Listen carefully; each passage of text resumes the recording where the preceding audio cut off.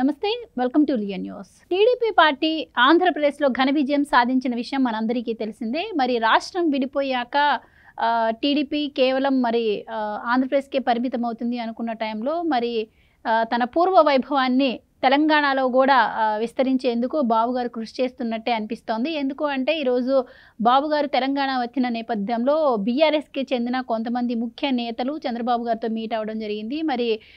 ముఖ్యంగా ఇటు మల్లారెడ్డి కావచ్చు, అటు తీగల కృష్ణారెడ్డి కావచ్చు, వీళ్ళందరూ కూడా చంద్రబాబు గారిని కలిశారు అంటున్నారు. వీళ్ళ మధ్య ఎలాంటి చర్చలు జరిగాయి, తెలంగాణలో కూడా టీడీపీకి పూర్వ వైభవం రాబోతుందా? ఇలాంటి విషయాలన్నీ తెలుసుకుందాం. మనతో పాటు ఉన్నారు సీనియర్ పొలిటికల్ అనలిస్ట్ అంకమరావు గారు. నమస్కారం సార్. సార్, ఈరోజు చంద్రబాబు గారిని ఈ మల్లారెడ్డి గారు కావచ్చు, అలాగే తీగల కృష్ణారెడ్డి గారు కలిశారు. ఆల్రెడీ తీగల కృష్ణారెడ్డి నేను టీడీపీలో చేరుతున్నానని చెప్పారు. ఇంకా మల్లారెడ్డి గారు అయితే మాత్రం అసలు తెలంగాణ అభివృద్ధి చెందిందే టీడీపీ వల్ల అని కూడా చెప్పడం జరిగింది. అంటే వాళ్ళ ఉద్దేశం ఏమై ఉంటుందంటారు? సో తెలంగాణలో కూడా టీడీపీకి పూర్వ వైభవం రాబోతుందా? ఏం చెప్తారు? అంటే ఇక్కడ ఒక నేపథ్యాన్ని మీరు గమనించాలి. తెలుగుదేశం పార్టీ ఆవిర్భావమే తెలంగాణ గడ్డ మీద జరిగింది. రెండవది, నాకు తెలిసినంత వరకు బలమైన శ్రేణులు ఆంధ్రప్రదేశ్లో కంటే కూడా పోరాట యోధులు ఎక్కువ మంది తెలంగాణలో ఉన్నారు తెలుగుదేశం పార్టీకి. ఇక్కడ పార్టీ నిర్లక్ష్యం కావచ్చు, నాయకుల యొక్క తప్పిదాలు కావచ్చు, తడబాటు పడ్డారు. 2014 తర్వాత క్రమేణా ఇక్కడ వాళ్ళ ప్రాబల్యాన్ని కోల్పోతూ వచ్చారు. ఆ తర్వాత జరిగిన అనేక పరిణామాలు మనం చూస్తూనే ఉన్నాం. కాకపోతే ఇక్కడ ఒక ఉదంతాన్ని గుర్తుపెట్టుకోవాలి. 1984లో అప్పటి ఆర్థిక మంత్రి నాదెండ్ల భాస్కరరావు గారు రామారావు గారికి వ్యతిరేకంగా ఆయన అమెరికా శస్త్రచికిత్స కోసం వెళ్ళిన సందర్భంగా వారు చేసినటువంటి కార్యక్రమం వల్ల అప్పటి కాంగ్రెస్ ప్రభుత్వం రామ్లాల్ గారిని అడ్డం పెట్టుకొని రామారావు గారిని పదవి నుంచి తొలగించేసి వారిని ముఖ్యమంత్రి చేయటం కూడా జరిగింది. వారితో వెళ్ళినటువంటి శాసనసభ్యుల్ని ఆ రోజు ప్రజలు బహిరంగంగా వాళ్ళ ఇళ్ల మీదకి వెళ్ళారు, వాళ్ళ గ్రామాల్లో రానిలేదు. ఒక రకంగా భయపడుతూ వాళ్ళు నిద్రించాల్సిన పరిస్థితి కూడా ఏర్పాటు చేశారు. ప్రజలు తిరగబడ్డారు, ప్రజాస్వామ్యాన్ని బతికించుకున్నారు. నెలదిరకతలకి తప్పనిసరి పరిస్థితుల్లో కేంద్రం కూడా మెడలో ఉంచుకొని తిరిగి రామారావు గారికి అధికారం ఇవ్వడం కూడా జరిగింది. ఇలాంటి అధికారం నాకు అక్కర్లేదని ఆయన ప్రజా తీర్పు కోరి 1985లో కనీవీరు రీతిలో ఆయన విజయం సాధించడం కూడా జరిగింది. ఆనాడు ప్రజలు కూడా ఒక నిబద్ధతతో ఉన్నారు, పార్టీ నాయకులు కూడా ఒక నిబద్ధతతో ఉన్నారు. కాబట్టి అది సాధ్యపడింది ఆ రోజు. ఈరోజు పరిస్థితి ఏంటంటే సహజంగానే అధికారంలో ఉన్న పార్టీ బీఆర్ఎస్ పార్టీ, అధికారం కోల్పోయిన పార్టీ రాష్ట్రంలో తెలుగుదేశం పార్టీ.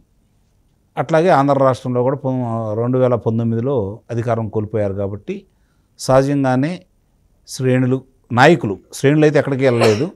నాయకులు ఈరోజు నాయకుల పరిస్థితి ఎలా ఉందంటే పదవే పరమావధిగా ఉంది. కాబట్టి నాయకులు ఏ గుడికి చేరాలనుకున్న వాళ్ళు ఆ గుడికి చేరారు.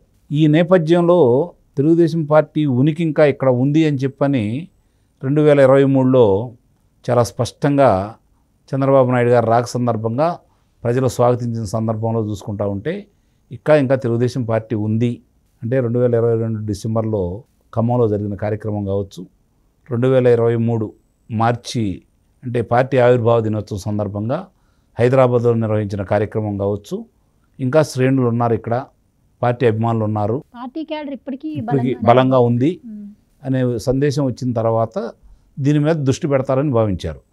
కానీ అక్కడున్న పరిస్థితులు, అక్కడ ఉన్నటువంటి నాయకుడిని ఎదుర్కోవాలి అంటే ఎక్కువ సమయం ప్రజల కోసం, ప్రజాస్వామ్యం కోసం, ఆంధ్ర రాష్ట్ర పునర్నిర్మాణం కోసం ఎక్కువ సమయం అక్కడ కేటాయించాలని మనసు దాని మీద పెట్టారు. వారు ఎన్నికల దూరంగా 2023, 2024 ఎన్నికలలో దూరంగానే ఉన్నారు వాళ్ళు. దాని నేపథ్యం కూడా మనకు కనపడుతూనే ఉంది. అన్నా నందమూరి తారక రామారావు గారు 1983లో పార్టీ పెట్టిన తర్వాత లోక్సభలకి 1984లో తొలిసారిగా ఎన్నికలు జరిగినాయి 2 రాష్ట్రాలకి, ఇప్పుడున్న 2 రాష్ట్రాలకి. అప్పటి నుంచి మన 2024 వరకు కూడా ప్రాంతీయ పార్టీ ప్రాతినిధ్యం ఉంటూనే వస్తూ ఉంది. ఇక్కడ కేసీఆర్ గారు చేసినటువంటి కొన్ని కార్యక్రమాల వల్ల ఎవరికి అంటే తెలుగుదేశం పార్టీకి కావచ్చు, ఆయనకు కావచ్చు ప్రాతినిధ్యం లేకుండా పోయింది. ఇది నిజంగా చాలా అవమానకరమైనటువంటి తీర్పు. అంటే మరి ఎందుకు ఆయన 10 సంవత్సరాల అధికారంలో ఉండి ఎందుకు అలా చేశారనేది ఇప్పటికీ అర్థం కాని విషయం. మరి ఒక్క లోక్సభ కూడా గెలుచుకోలేకపోవడం అనేది కొంచెం ఆలోచించుకోవాల్సిన సందర్భంగా. ఈ పరిస్థితుల్లో తిరిగి మళ్ళీ తెలుగుదేశం పార్టీ ఇక్కడ కార్యక్రమాలు అంటే అక్కడ గెలిచారు కాబట్టి ఆంధ్ర రాష్ట్రంలో మంచి మెజారిటీతో వచ్చారు, తిరుగులేని మెజారిటీతో వచ్చారు కాబట్టి ఇక్కడ దృష్టి పెట్టమని శ్రేణులు అందరూ కోరుకుంటా ఉన్నారు. ఇప్పుడు ఆ దిశగా అడుగులు వేస్తున్నాయి అని చెప్పిన గతంలో 1-2 సందర్భాల్లో కొన్ని మాటలు వినపడ్డా కూడా కార్యాచరణగా అది రూపుదాల్చలేదు.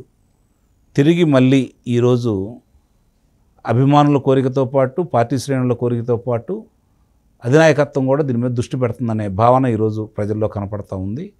సహజంగానే ఈ మధ్య కొంతమంది శాసనసభ్యులు కాంగ్రెస్ పార్టీలో చేరే సందర్భంగా చంద్రబాబు నాయుడు గారితో మంతనాలు జరిగితే శాసనసభ్యులు వచ్చినా కూడా ఇప్పుడు దాన్ని అంత ఉత్సాహం చూపించలేదనే విషయం మనందరికీ కూడా తెలుసు.